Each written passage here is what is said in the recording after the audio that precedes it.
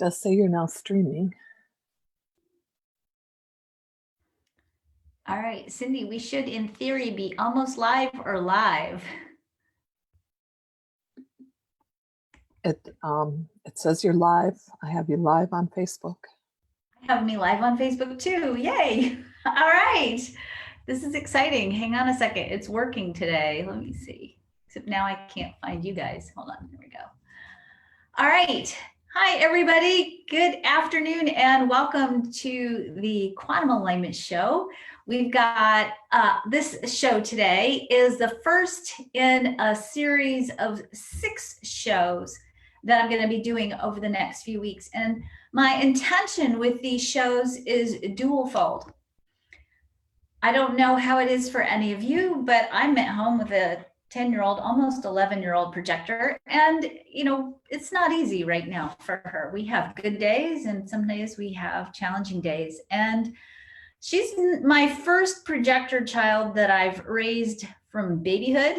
I do have a projector stepdaughter. I have, in the span of all the 8 children that we have 1 reflector, we have 2 manifesting generators, we have 3 generators, and 2 projectors. and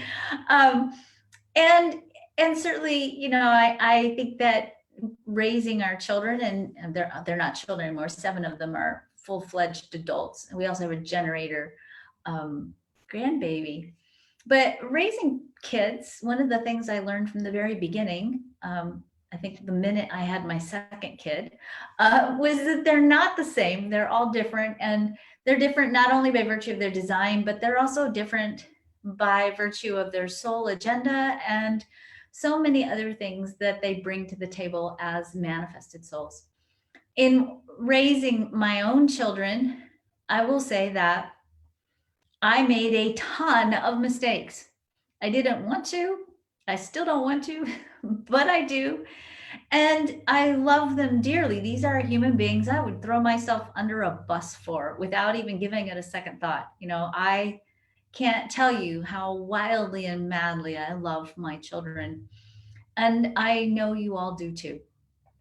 And so in the last, few weeks of really being with my children, both adult and my child, and in dealing with my clients, and even the last few years, listening to the stories of my clients and listening to where they carry their trauma. And we've been talking a little bit about this over the course of the whole year as we've been exploring integrity and some of the things we've been talking about. It's really clear to me that so many of us carry trauma because in the course of growing up, our parents, with the best of intentions, 99% of the time, just really didn't have the instruction manual for each of us individually. And when we are not loved and accepted for who we are, when we lose connection with our sense of value, and unfortunately, we start off our lives as kids, so we start off with this sort of very, childlike perspective in the world, and that sometimes also causes us to remember things differently and experience things differently. When we don't get that message that we are precious and irreplaceable and unique, and we all have that vital role that only we can play in the world, when we don't get that message in ourselves, we grow up feeling or experiencing trauma to various degrees. So, to give you a little bit of backstory, when I first started teaching as a young human being in my 20s, a long time ago, I used to teach parenting classes, and I started teaching parenting classes because I had my second child. And as soon as I gave birth to her, something in me went, uh-oh, because she was a little bit of a pistol, still is. She's a very determined, self-aware, deeply aligned, powerful woman now. And I have so much awe and respect for who she is and how she, no matter what, did what she wanted to do. It is pretty astonishing to watch. But I took parenting classes as soon as I had my second kid because I knew I didn't have any answers. I had no clue what to do. And eventually, after taking parenting classes and studying child development, I became a certified family coach. And I actually created the very first family coach training program in the world. And I started teaching parenting classes and in parent education. So when I started eventually adding human design to the coach training program and exploring the tools that human design bring to it, it of course changed the nature of the program profoundly and really gave me a different set of tools to offer people. But something interesting happened in these trainings.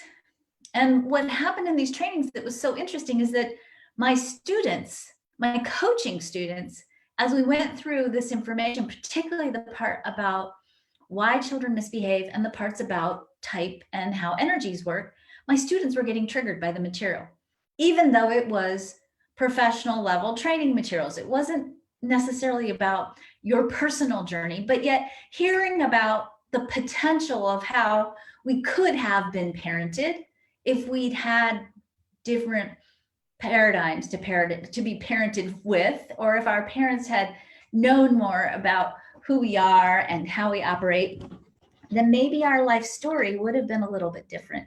Maybe we wouldn't have had some of the trauma that we had. And as we went through this material, my students really had to do their own healing work based on that grief that perhaps they didn't get what they really needed as children. So as I've been contemplating the kids and what the kids need and thinking about my clients, you guys, what we all need right now in the way of healing and aligning, I thought it would be really fun, maybe fun in my nerdy human design way. Hopefully, you think it's fun too, to go back and review the parenting material in human design and to explore over the next 5 weeks, 6 weeks, including today, exploring some basic understandings about what do we need as children growing up? What do our children need if we're in parent mode, if we're parents ourselves? And listening to this material through both the lenses of being a parent. So this is material that really hopefully will help you if you're parenting children right now, but also listening to this material from the perspective of, gee, I wish I'd had that. Gee, if my parents could have understood this about me, then maybe my sense of self would have been different. Maybe my understanding of who I am and how I operate in the world would have been more loving, more complete, less traumatized. And so, as we go through this material, this is not only about helping you raise your own children, but also giving you the information that maybe you needed both as a child and even now as an adult, so that you can begin to explore how can you craft the story about your life and what you need and want, what your parents maybe wish your parent had known, your parents had known, and how you can reframe that story so that maybe it's not such a personal story. I think sometimes we emerge from being raised by parents with deep personal wounds that when you talk through it with your parents, sometimes they don't understand why you're so hurt because they loved you so much, right?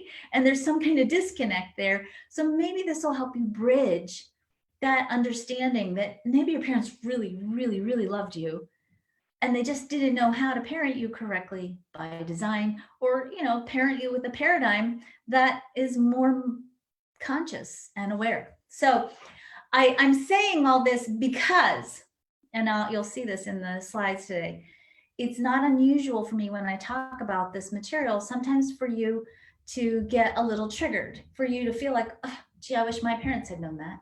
And again, this is not about bashing your parents at all.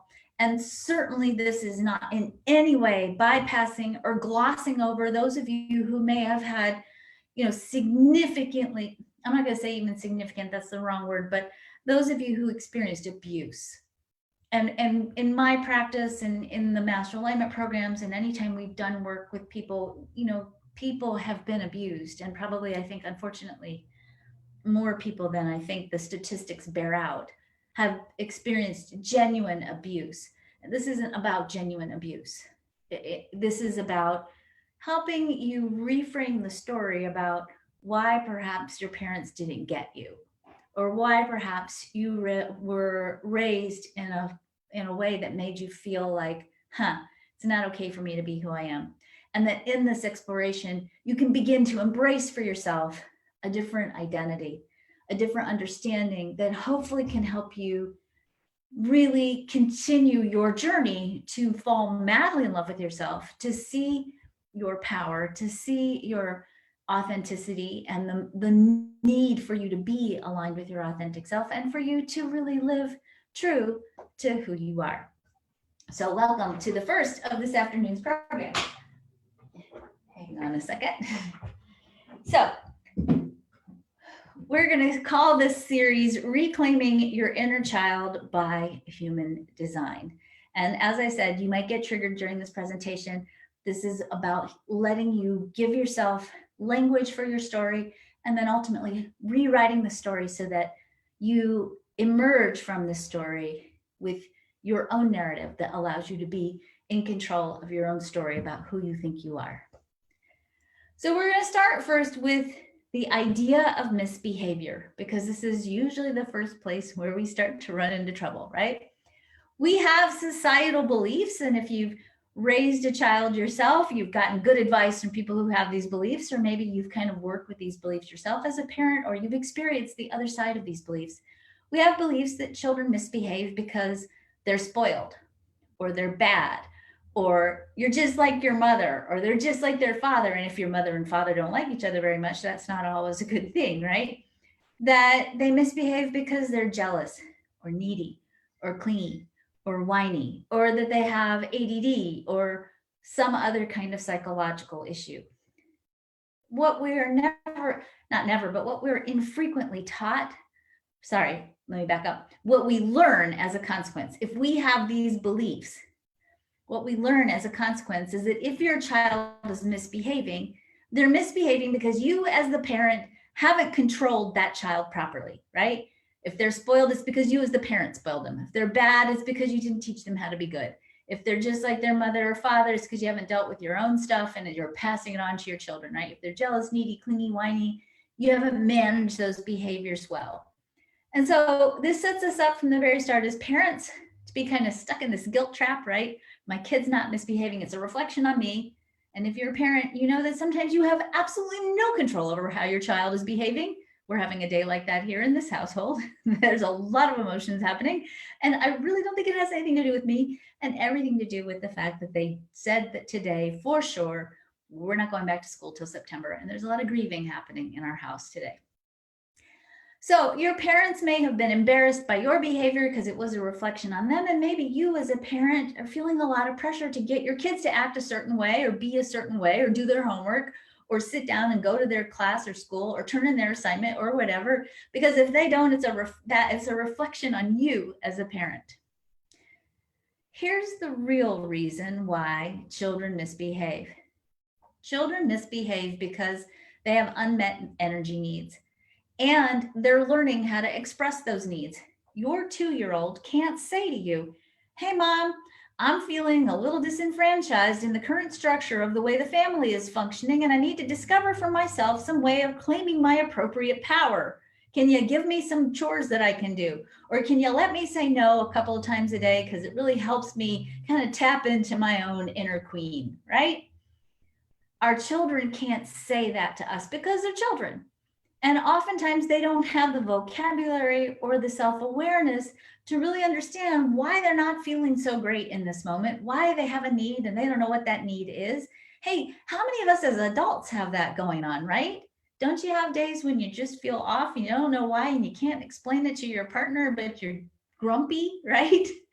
Kids have the same thing. And our role as parents then, when we have that understanding, is to start getting our children in touch with learning how to appropriately communicate what their needs are. Children need 4 core things to grow up with a high sense of self-worth and a high sense of lovability and a high sense of capability. Number 1, they need to feel lovable. And I would put hand in hand with that. They need to feel valued. They need to feel powerful and capable. In fact, being powerful is so important.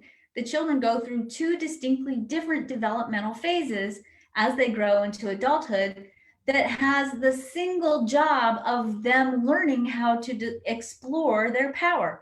When they're toddlers and they learn to say no, somewhere between 2 and 4, or sometimes 2 to 6, Children explore and experiment with the word no. No, I won't, and you can't make me, right?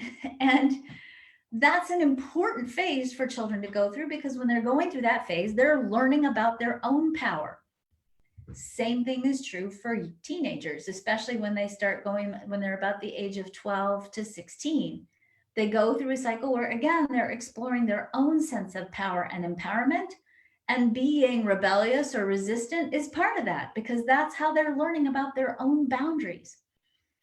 They need to experiment and explore, and they need attention. And all of these needs, the need to feel valuable, the need to feel powerful and capable, the need to experiment and explore, the need for attention, all of these needs are going to vary depending on aspects in a child's human design chart, and depending on what they might be amplifying from your chart.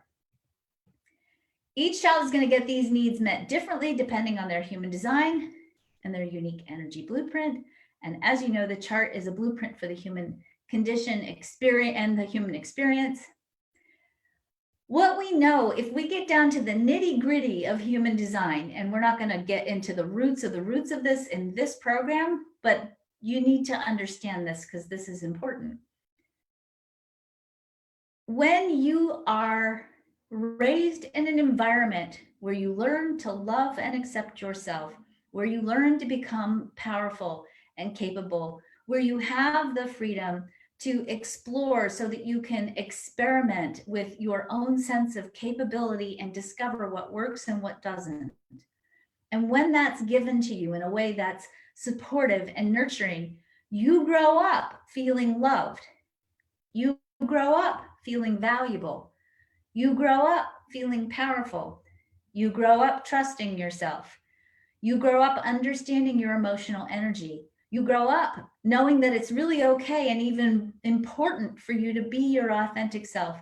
You grow up being courageous, and you learn how to master fear. You grow up feeling energetic and vital, and you grow up knowing how to make the right choices for you, which ultimately is the way you get to where you're supposed to be in terms of serving your life purpose in the world.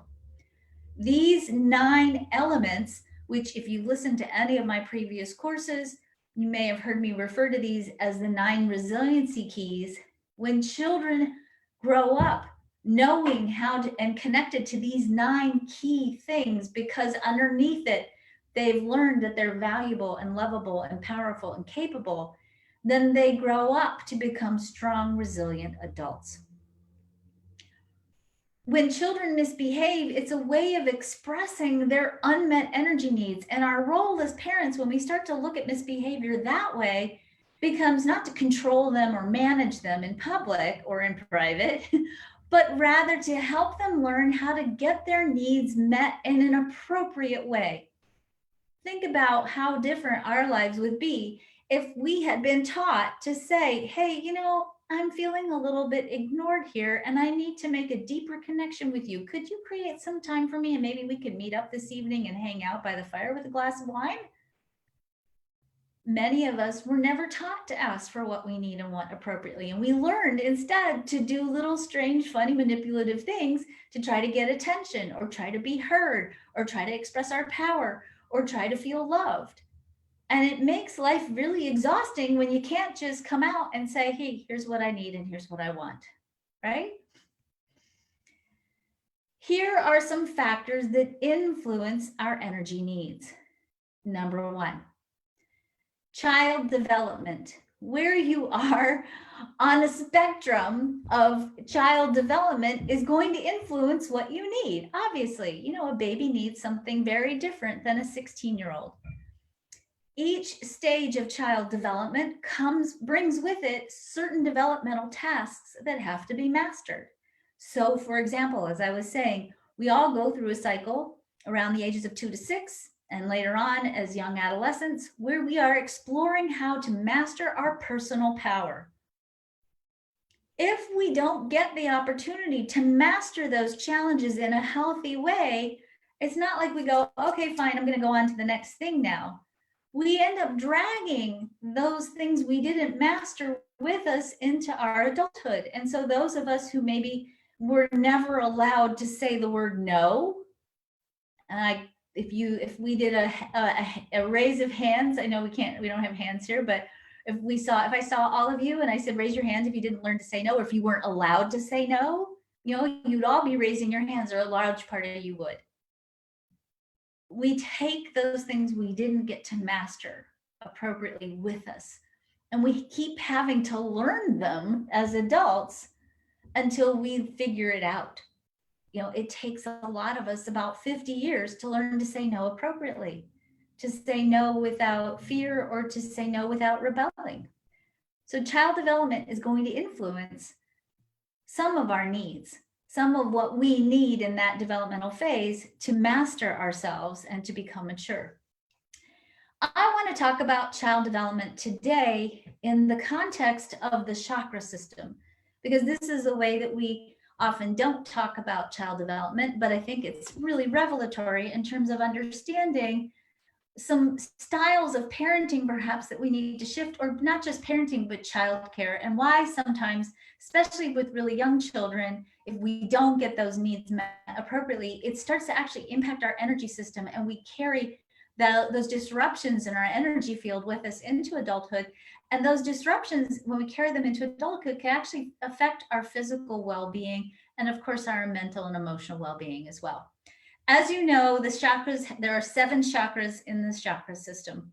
When I used to teach this way back in the 1990s, Cindy, I would talk about chakras and people would look at me like goldfish, like they had no idea what a chakra was. I'm so glad we can talk about chakras now.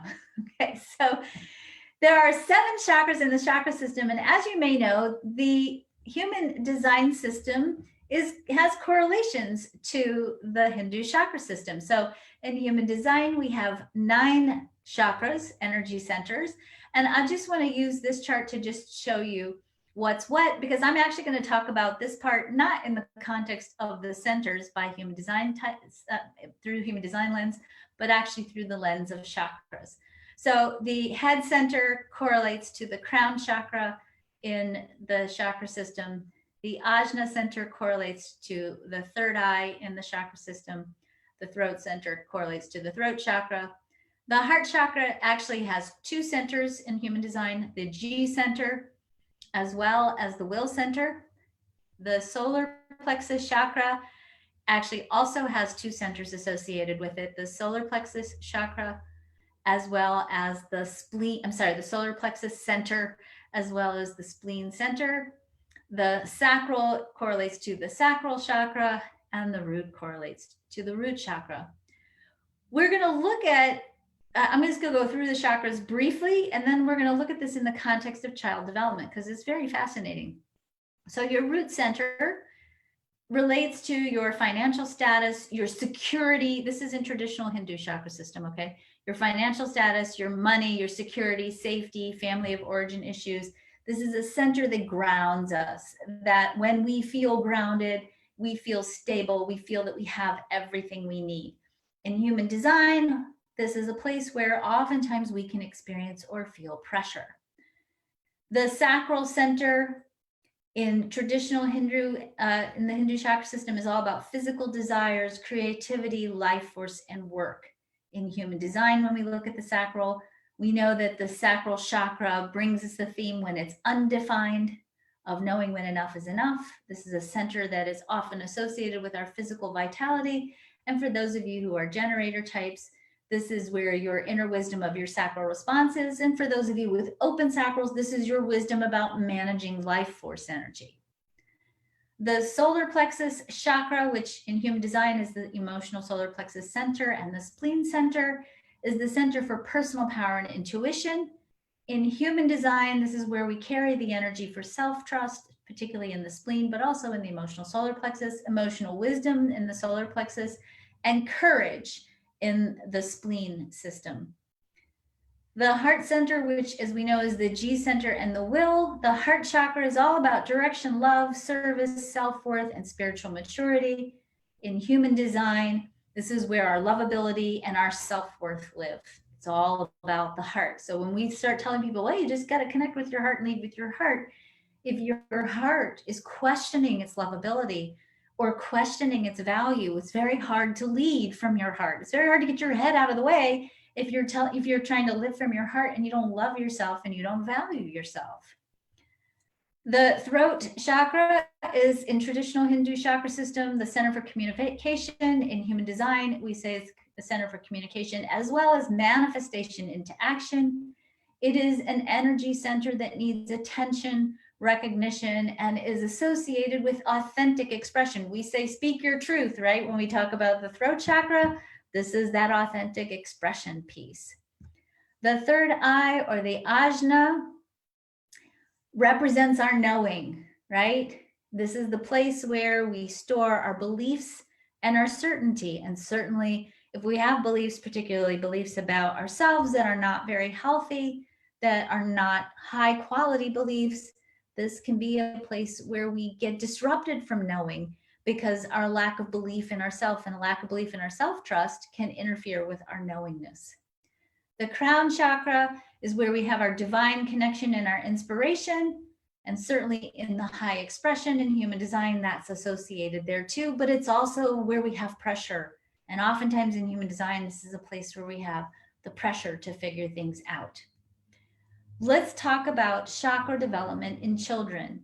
And we can think about this in the context of human design.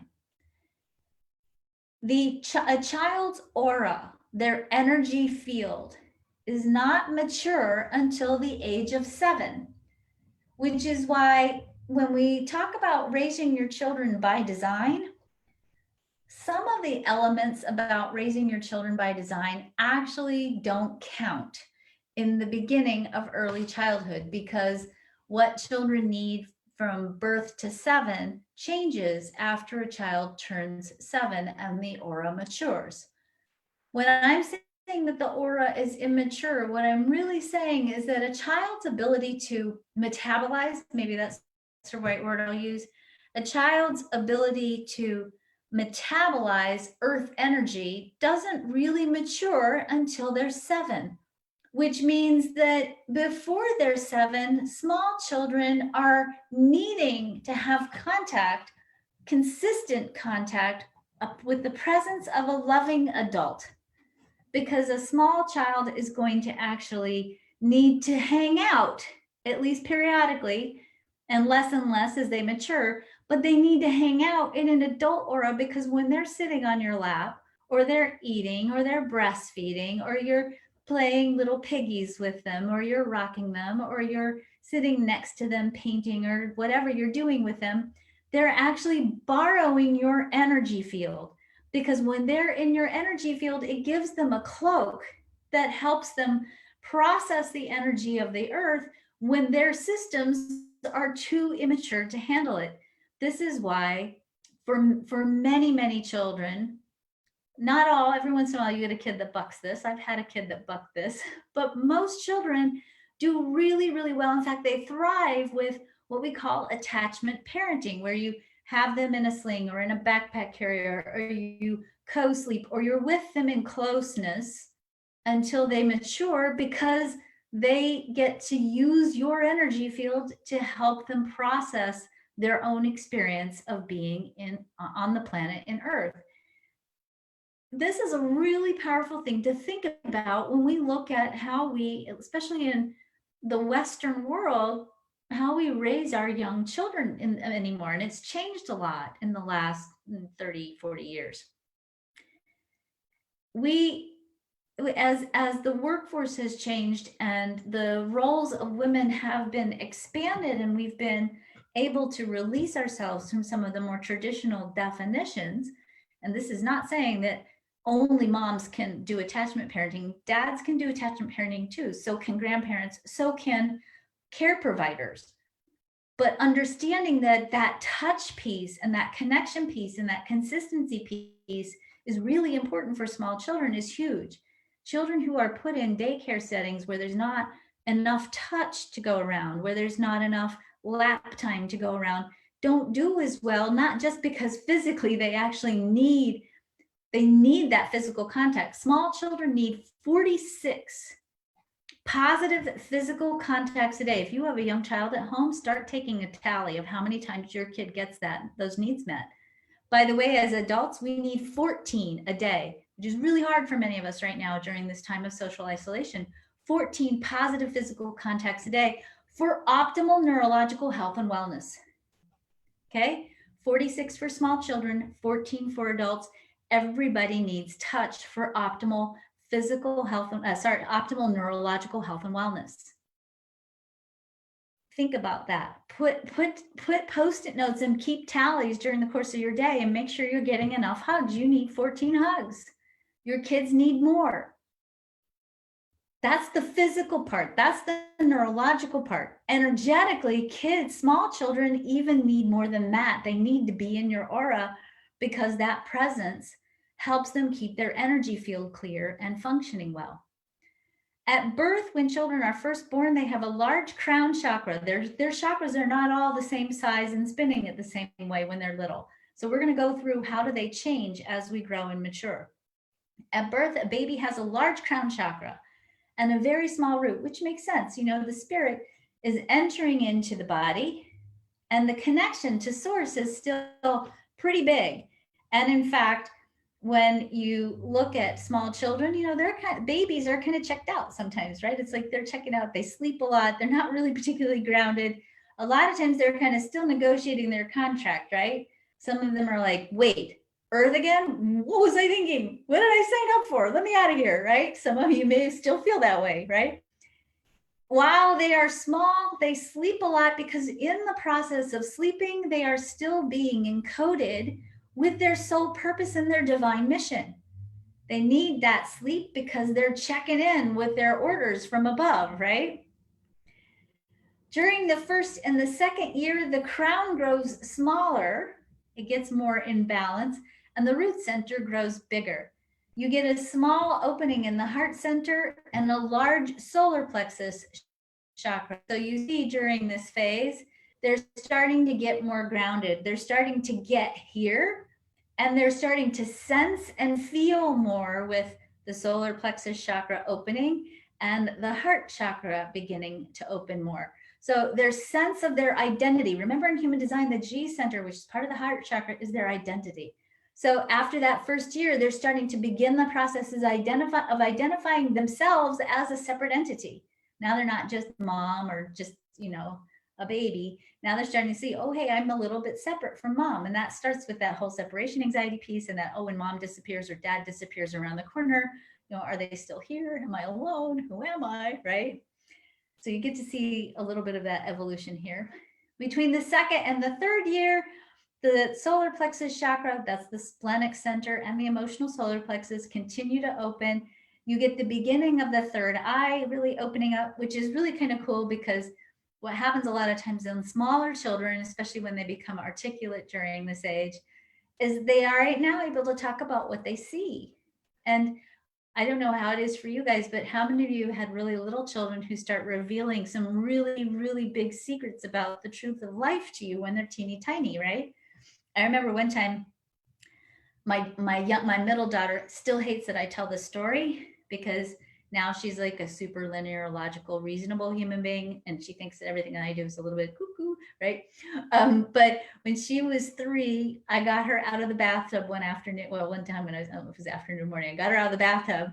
I was drying her off, and she looked at me and she said, "You know what, Mom? Do you remember when we were here last time?" She said, "Last time when we were here, I was the mom and you were the kid. I like that better," right? That's the kind of truth that a little child knows, right? And they don't know yet to filter that out, and they're still remembering, right? And of course, the sacral chakra at this point also begins to open up. So you start to see kids getting really curious about their sacral parts, right? And they're exploring and sort of discovering who they are and what they have or don't have. And the third through the fifth year, the solar plexus chakra gets kind of back into balance. It's been kind of big for a while. Kids have been having all the feels, right? Now it's kind of getting into balance. The heart starts opening more. The throat chakra begins to open, and you get a continuing opening of the third eye. In this phase, you're going to see children get a deeper connection to their sense of power. They start to get a different sense of connection and understanding of who they are as a separate person. They start to explore having relationships with other children, having friends, starting to look away from home, or at least from their home life, and start to identify more with the outside world a little bit. And of course, with this opening of the third eye and this kind of unfiltered ability to see beyond the human story, you start to get, especially around the age of 4, what I call the fearsome 4s, where kids are like really sometimes, seeing beyond the veil, and they're seeing things that sometimes frighten them, or they don't understand, or they're sometimes very bright and attractive to people who are crossing over, or souls who are crossing over. And so sometimes they're having scary experiences or dreams, or they think there's something under the bed or in the closet, because not only is their imagination huge, as their mind begins to open and they begin to explore things, the connection between who they are and where they are and the non-incarnate or the disincarnate world is very unfiltered. And so they're still processing, learning how to be here, right? Through the 5th and 7th year, then the sacral chakra begins to shrink to a balanced size. The power issues of the small child kind of settle down. The heart continues to open. The throat is still small. It's not completely open, but it starts to open even more, giving them a better ability to articulate what they're feeling, to better be able to translate their impulses into right action. All of the energy centers open up at 7, and all the protective screens that they've had on until they reach maturity sort of go away. And now they're ready at 7 to kind of enter the world carefully, right? Gently. It's still gently. They're new, but they're all ready to go. During adolescence, you do see some shifts again in the aura during adolescence. It's not uncommon to have a closure or a shrinking of the crown center. It usually will reopen around 17, but this is why I think, this is Karen's theory, I think a lot of like teenagers really start rebelling against things like going to synagogue or going to church or going to the mosque or having any kind of spiritual beliefs. They kind of shut all that down. And part of that's because just the crown chakra starts to close up, mostly because so much energy and focus is placed on differentiating yourself as a young adult, figuring out who you are, what you're going to do. You've got so much learning that's going on. You've got so much literal brain growth that's happening. The brain is going through all these giant transformations, and they're learning about elements of young adult life that are brand new. So they've got this whole focus, because with this heart chakra that opens up during adolescence that can be out of balance. The heart chakra of teenagers can be really out of balance sometimes. And it makes them kind of deeply connected to their friends, deeply connected to their identity and exploring their identity. Sometimes the solar plexus can be out of balance too if they've got power issues. And there's just this a little bit of out of balance as they learn to discover again, who am I separate from my family? How do I love, make connections? Who am I in the world? And it's sort of a very self-referenced kind of an understanding. Again, as they mature and they get closer to 17, 18 years of age, and that crown begins to open and everything sort of settles back into balance again, provided it's done in a healthy way and you're not experiencing any kind of disconnect that happens from trauma or lack of self-worth or a sense of lovability or not being able to accept yourself for who you are, or not feeling accepted for who you are. Then you're able to go into adulthood with a well-balanced, well-formed chakra system. Again, if over the course of any of your experiences in life, or from birth to adolescence and beyond, if you don't get to master the energy challenges of your chakras during these times, if you don't get to learn to really be yourself, to feel loved and accepted for who you are, to stand strong in your own separate identity, to know how to appropriately tap into your power, to know how to trust yourself, to know your capability, to understand your life force, to be comfortable with your sexuality, with your security. If you don't get all that growing up, it causes little dings and dents and twists and turns. Hang on a second. In your chakra system, your energy field, and you'll carry that forward into your life. And that will be part of the template that's holding your life together. And you'll begin to attract experiences then that match your energy field, not because you're stuck in that pattern forever, but because the infinite nature of the universe and your life itself personally is about learning to grow and expand. And you keep getting these opportunities in your life that match your energy field because these are learning opportunities. These are opportunities for you to begin to explore in your adult life. Well, hey, I didn't get this as a kid. I didn't learn this when I was growing up, when I was developing my energy field. What do I need to do now to really embrace and learn about who I am and how I can bring out the more masterful expression of my value and my worth? The goal of parents is to support children in learning appropriate ways to get their energy needs met during each stage of development, and to recognize, again, that misbehavior isn't about your kid is bad or you're being a bad parent, but rather that it's a way of communicating, and it's a way of experimenting sometimes so that they can explore the boundaries and the edges of what they need to learn to grow. The second thing, isn't this an amazing photo? This is my husband and his 4 beautiful daughters. Okay.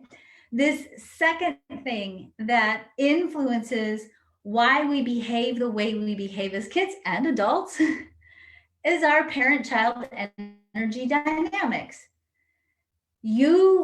It's so cool if you can do this. If you can get your parents' charts, start looking at your parents' charts and look at your charts. And in particular, look at where you have openness, where you're taking in energy from the world around you, in particular, where you took in energy from your parents, because where you got imprinted by your parents is going to tell you a lot about who you're attracted to in your life and the themes you're attracted to discovering and exploring in your life. It's also going to tell you a lot about why you might think you're a certain way that maybe you're not, and now it's not working for you as a grown-up. And here's the other piece. When we talk about conditioning in human design, we always talk about it in the context of your open centers. I want you to know that you're also imprinted, not just conditioned by your parents. So your parents may behave a certain way. So let's say this was your parent. This is a projector parent, right? If this was your parent and this parent was acting like a projector, which I hope they were, right? And let's say you're a manifesting generator and you watched your projector parent behave a certain way in the world. If you didn't know that you were a manifesting generator, you might think that you're a projector too, because you saw your parent acting like a projector. And when you grow up and go out into the world, if you're trying to create the way a projector creates and not the way a manifesting generator creates, you'll be out of sync with your authentic self and things aren't going to work. And you're going to feel stuck and frustrated. So it's not just your openness that influences how you behave and what you're doing. And when you're raising kids, it's not just their openness and their reaction to your openness that's imprinting them. It's also how you're behaving and what they're seeing, or what you saw, if you're an adult right now, what you saw from your parents, and that may have influenced you as well. When I taught parenting classes, I always told my parents, when I was teaching them, not my parents, but the parents I was teaching, your words are important, but your children are not necessarily listening to you. And you might know this if you're a parent, but they are sure as heck watching everything you do. And if you're not walking your talk, you're not going to be able to reach your kids effectively. The other thing that's really interesting to know when we look at our children or we look at our experience as children is that we inherit our human design from our grandparents. And your children inherit their human design from your parents. So you better be darn sure that you've cleared up all your intergenerational family dynamics, because if not, you're going to get an opportunity to work through them again in the arena of your parenting relationship with your own children. It'll be different because you'll have a different role this time, but family energy dynamics are intergenerational. And if you can understand that, that'll help you not project your own stuff from your own childhood wounds into your parenting relationship. Like it or not, some of our personality traits, our responses, our reactions come from our genes and our ancestral memory. And these will influence also how our children behave and even the themes they carry and why they may respond to things the way that they do. And it's just good to know that there is a lineage there. And sometimes you're working through in your parenting relationship, again, whether you're the parent or the child, or whether you're an adult child with adult parents. I have that one going on in my life too, right? That some of the stuff that's going on is ancestral. And the more you clear it in yourself personally, the more you give, the more you actually clear it in all directions in time and in all generations, across all generations. Thirdly, the next thing that's going to influence how your children behave, or how you behaved, and your own needs and wants, is your human design. This is a super short summary here over the next 5 classes. I'm going to do 1 class per type. We're going to start next week with the manifestor types. And we're going to talk about, what did manifestor children need? What did you need if you were a manifestor child? How do you live as a manifestor child or adult?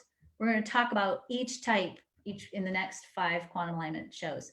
So manifestors need freedom and power. They need to be informed. They need support in understanding the emotional theme of anger and how to appropriately use their creative power. Generators need to feel capable. They need recognition and attention. They need to be asked yes or no questions. They need support in learning how to understand and interpret frustration so they don't quit, right? Manifesting generators need freedom, power, and a sense of capability. They also need to be asked yes or no questions.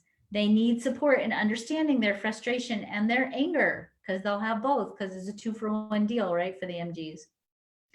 Projectors need recognition and attention. They need extra attention to feel precious and valuable. They need support with interpreting their bitterness, and they need people who understand their energy. I didn't put that on there, but put that on there too. And they need to talk. They literally need space to talk, because they have to talk through what they're processing out loud. Otherwise, they can't process it.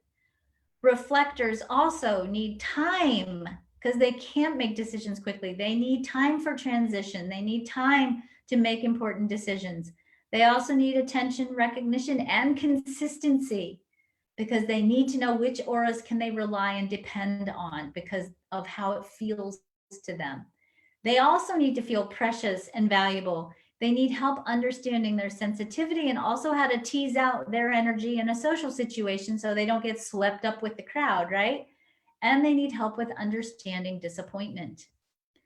I'm going to run through just a couple of things for you to consider as a parent or as a person who was a child once before, unless you're a walk-in, right? If you have an open or a white throat center, or if you have a defined non-motorized throat, so keeping it simple here, if you're a generator, projector, reflector, you need extra support with attention and recognition. If you have a G center connection to the throat center, it means you are vulnerable to criticism. And when you speak from the heart of who you are without a filter. So if you have a child with any of these gates, or any of these channels defined, then you have somebody who's really vulnerable to being criticized. You don't want to criticize a child with this. If you do, they shut down their self. They stop feeling that it's okay to be who they are in the world, and they become what I call turtles. They crawl into their shell, and sometimes it's very hard to get them out again. If you have a child with an open G center, they will tend to question their lovability no matter what. My middle daughter, again, if ever and let me say, if I say punished, I never punished her. I was never harsh with her. But if I disciplined her in any way, if she didn't need a lot of discipline, she's a pretty amazing human. But if I would discipline her, the first thing out of her mouth every single time was, "You don't love me," right? And be like, "No, I love you. I just don't love the fact that you finger painted on the wall," right? Different. So you may have to really talk through carefully with your children with an open G about the whole lovability piece. And then there's also the whole peer pressure piece, because they will become their peer group. So you better make sure, if you have a child with an open G, that you love their friends, because they may become their friends, at least until they figure out who they are. An open will center will have a tendency to question their value. These are people need a lot of help and support in helping them define for themselves their value. The defined will center needs to be powerful. They're going to need to have an extra opportunity to express their power appropriately and to not be labeled as being willful or selfish because they ask for what they need and want, or because they're exerting their will. They need to, but they need to learn how to do it appropriately. The open sacral center, this is our manifestors, projectors, and reflectors, need time alone, need help knowing when enough is enough. They're not here to work in the traditional way that we define as work. So if you give a kid like this a ton of chores, especially physical chores, like you need to go out and mow the back 40, and they can't, because as soon as they're out of your aura, they lose contact with your sacral energy, and all of a sudden the energy goes away. And we call them lazy, when in fact they're not lazy. They're just not designed to work like generators. And they grow up with this imprint that they're lazy when they're not, or there's something wrong with them if they don't do. And then they try to push and do to prove their value. And then they burn out at 35, 40 years of age. We don't want to lay that on our kids, right? They need to learn how to work correctly, according to their type. Open sacrals need to go to bed before they're tired, and preferably have their own room so that they can get good rest. Because when children don't get enough rest, it creates the symptoms of ADD, not ADD, but the symptoms of ADD. And when we look at the number of children diagnosed with ADD, which is about 30% in America, that's a lot. There's like 6 million prescriptions written for Ritalin alone in the United States for children. That many of these children do not have ADD. They're chronically sleep deprived because they either didn't get enough attention. They either didn't get enough energy expenditure. That's their generator types. Generator types need to burn out that sacral every day so they can sleep well, or they didn't get to sleep appropriately. They didn't get to bed on time, lying down, resting before they fell asleep. So learning how to sleep correctly by type and helping your children sleep correctly by type is crucial. The open root and or the open head center, both of these centers, when they're open, when they're white, feel pressure. And oftentimes the pressure is to try to please, try to be good, try to do the right thing, try to make sure your parents are happy with you. And sometimes that causes kids to override their own authentic programming to try to make their parents happy. Third and sixth line profiles, they need to make mistakes. And they learn by doing. Yesterday, we're studying Socrates at homeschool here. Yesterday, my daughter was exploring the question, is there such a thing as an expert? And she said, there can't be an expert.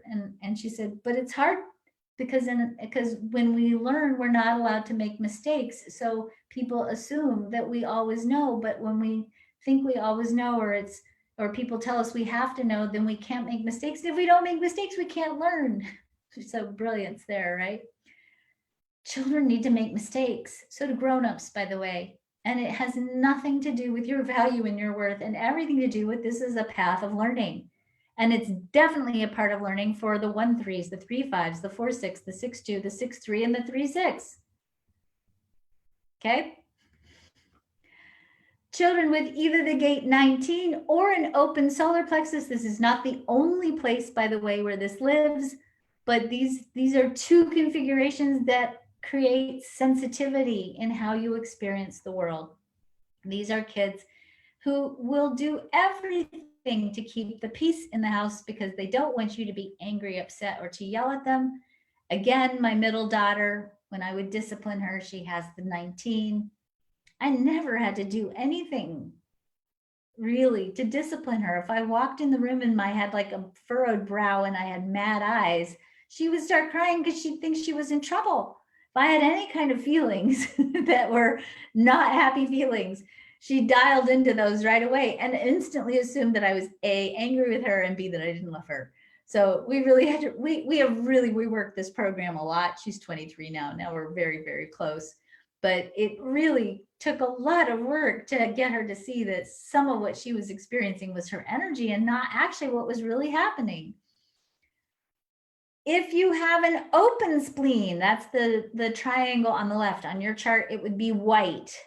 Or if you have any circuitry in what's called the sensing circuit, which is right brain dominance, which tends to be nonlinear in how it thinks, nonlinear in how it thinks, you may be more prone to feeling overwhelmed and consequently inadequate, which means you might have whined a lot as a kid because you got overwhelmed and you didn't know what to do when your room was covered in Legos. And your mom said, pick up the darn Legos. And you went in there and you were like, oh my gosh, I don't even know where to start, right? And then you're overwhelmed and you're whining. And your mom's getting mad at you, like, why are you whining? You got them all out on the floor. If you get them out, you can put them away, right? If you have a kid that gets overwhelmed easily, these are oftentimes children who are nonlinear by design and who need help breaking things down into linear logical steps because that's not natural for them. And sometimes they need a little extra help learning, how do I put things in order so that I'm not overwhelmed? The very first step in learning to heal your inner child is getting to know your human design chart and your personal energy needs. If you can start to understand who you are, your hardwiring, and what you need to feel good as yourself, that's the first step. It's not the only step. It's the first step in healing your inner child. If you feel like you've got some pretty big things in there that are keeping you from really loving and accepting yourself for who you are, I want to gently point you towards our quantum alignment system practitioners. If you go to our website, thequantumalignmentsystem.com, or it's actually not but it's quantumalignmentsystem.com. If you go to quantumalignmentsystem.com, if you look over where it says quantum alignment, there's a drop-down menu there that says QAS practitioners. These are our beautiful practitioners. These are people who are deeply trained in not only human design, but also know how to use an integrated therapeutic approach to support you in moving that old stuff out of the way that might be keeping you from living true to who you are. If you've taken any of our master alignment programs, you've seen these people. They've been working in the master alignment programs to help people.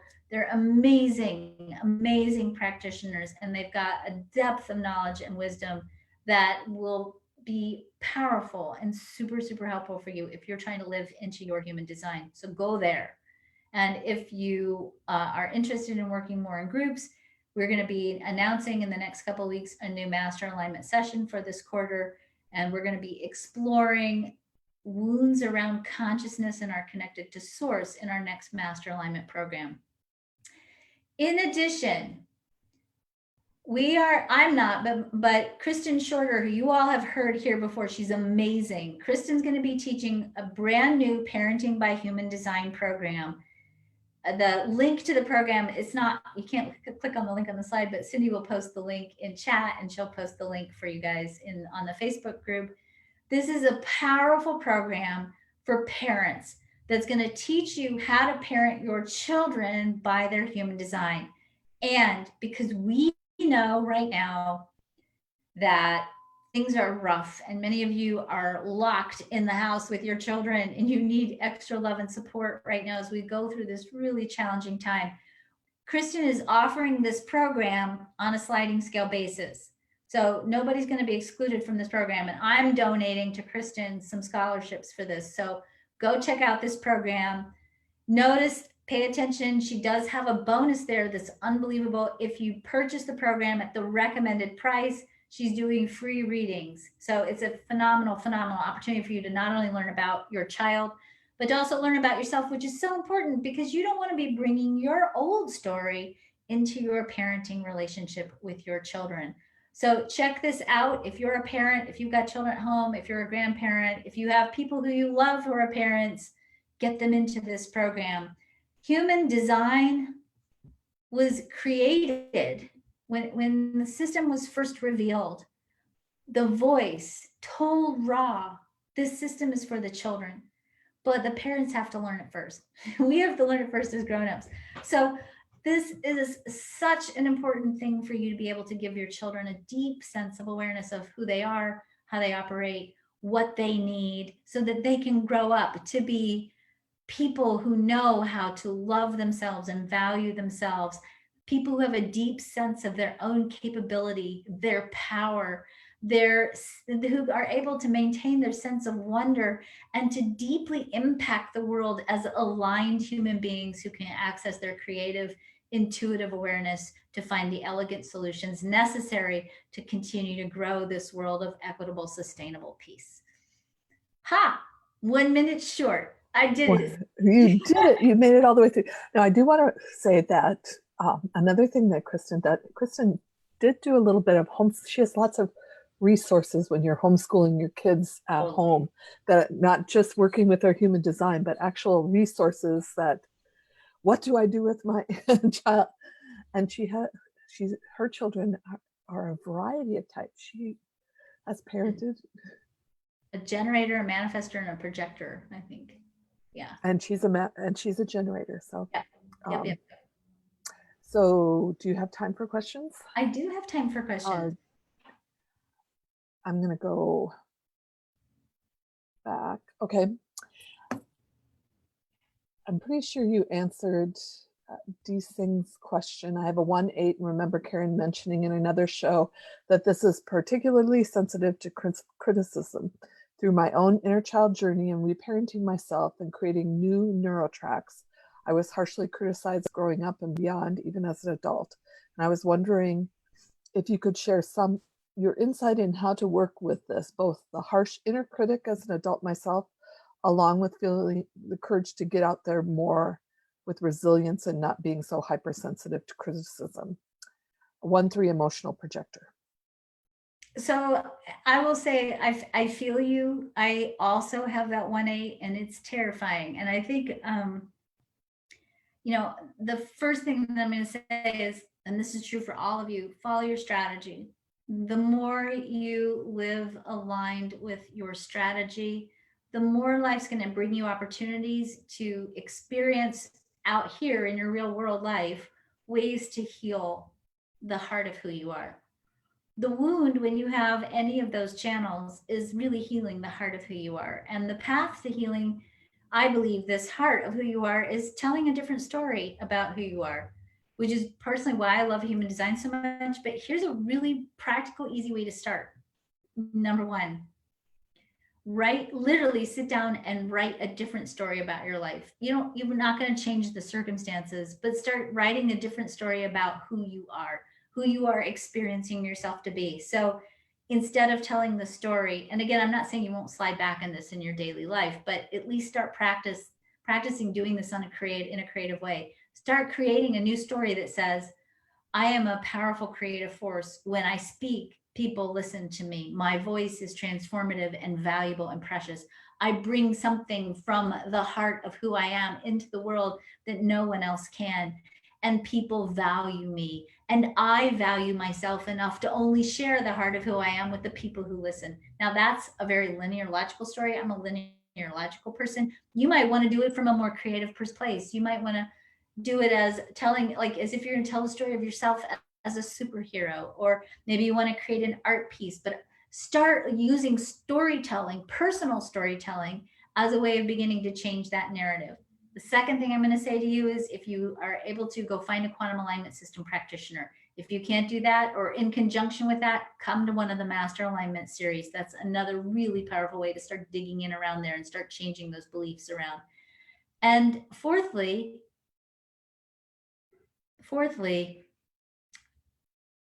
I would say, there's so many things I want to say. Fourthly, I would say, start cultivating here's what I was going to say. Write yourself a love letter through the eyes of God. This is a thing we did actually in the integrity program, in the integrity retreat. People love doing this, and we forget to do this sometimes. Write yourself a love note, or write yourself a love note that God would have written for you, or the universe, or whatever thing you believe in. Start shifting your perspective away from the old story. Now, and as I say that, I really want to be really clear about this.